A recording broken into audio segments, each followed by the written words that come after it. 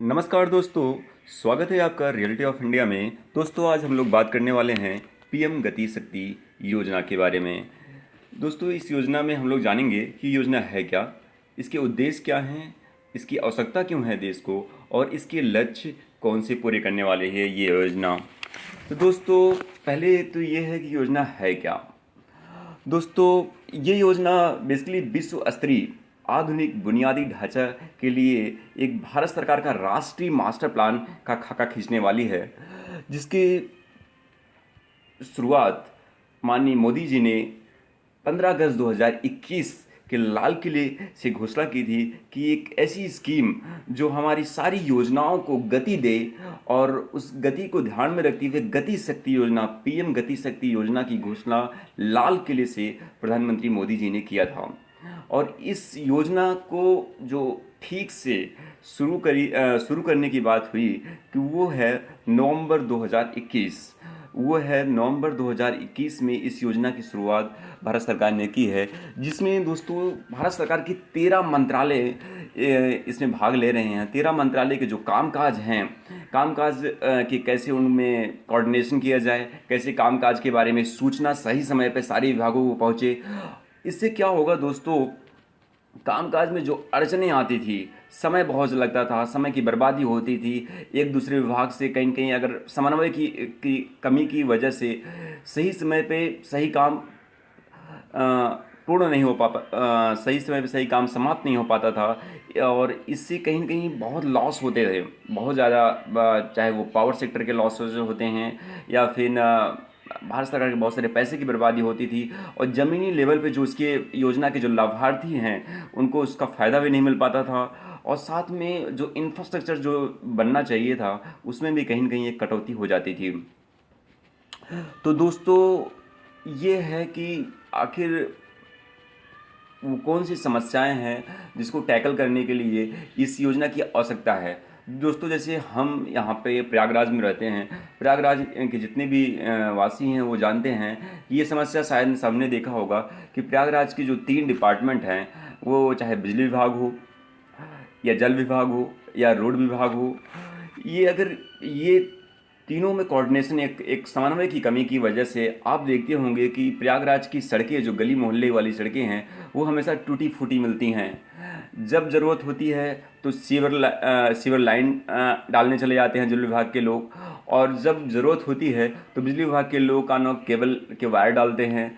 तो और रोड विभाग, सड़क विभाग से कहीं नहीं कम्युनिकेशन की न वजह से इन तीनों विभागों में का काम एक साथ नहीं होता, और इससे क्या होता है कि आम लोगों को बहुत समस्याएं झेलनी पड़ती हैं।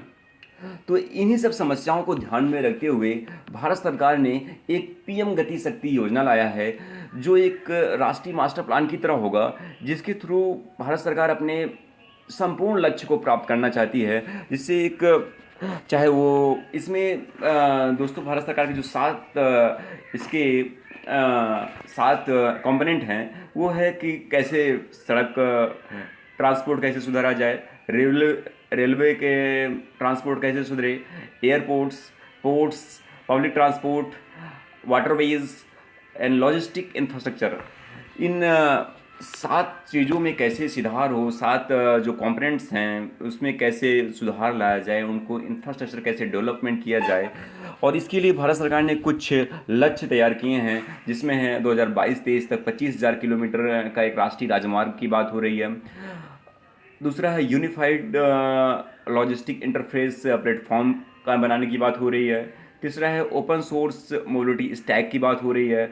चौथा है कि डाक और रेल नेटवर्क को एकीकृत कैसे किया जाए, उस पर विचार चल रहा है। और एक स्टेशन एक उत्पाद, मतलब हर एक स्टेशन के जो मुख्य उत्पाद है उसको कैसे जोड़ा जाए, उससे बात हो रही है। और 400 नई पीढ़ी की एक वंदे भारत ट्रेन इसके माध्यम से चलाने की बात हो रही है। तो दोस्तों जैसे भारत सरकार इस साल करीब आज़ादी के 75वां साल मना रहा है, और भारत सरकार इस साल के बजट में भारत के 25 साल का खाका खींचा है, जिसमें 2047 जो भारत की आज़ादी का 100 साल होगा, जिसको अमृत काल की संज्ञा भारत सरकार ने दी है। तो कैसा भारत होगा उसी को ध्यान में रखते हुए ये योजना भारत सरकार के लिए बहुत कारगर होगी। आम जनता को इससे बहुत सहूलियत मिलने वाली है, क्योंकि आजकल भारत की जो सबसे बड़ी समस्या है दोस्तों, योजनाएं आज़ादी के समय से 75 साल में बहुत सारी योजनाएं बनी, लेकिन उनको सबसे बड़ी समस्या है इम्प्लीमेंटेशन की, कि जो क्रियान्वयन है वो ज़मीनी लेवल पर नहीं हो पाता। चाहे वो समन्वय की कमी हो, रिसोर्सेज की कमी हो, या फिर सूचनाओं की कमी हो, इन सब कमियों को ध्यान में रखते हुए ये योजना मुझे लगता है स्कीम ऑफ स्कीम है, जो कि बहुत ज़रूरत है देश को, कि जिससे पाई पाई का जो पैसा है उसका इस देश के संसाधनों का उपयोग हो, और एक भारत वर्ल्ड की थर्ड इकोनॉमी जो बनने की तरफ अग्रसर हो, और इससे भारत की जो आधारभूत संरचना है उसमें सुधार होगा। एक वर्ल्ड क्लास आधारभूत संरचना से भारत की जो इकोनॉमी है, सोशल सेक्टर्स है, जितने भी सेक्टर्स हैं उन सेक्टर्स को लाभ मिलेगा, और भारत में रोज़गार की वृद्धि होगी। भारत में जो आजकल रोज़गार की कमी बहुत ज़्यादा चल रही है, उसमें बहुत ज़्यादा ये बूस्ट करने वाली स्कीम है। तो दोस्तों ये है स्कीम, और ये इसके उद्देश्य, और आई होप दोस्तों आप लोगों को समझ में आया होगा और मज़ा भी आया होगा। And thank you so much दोस्तों।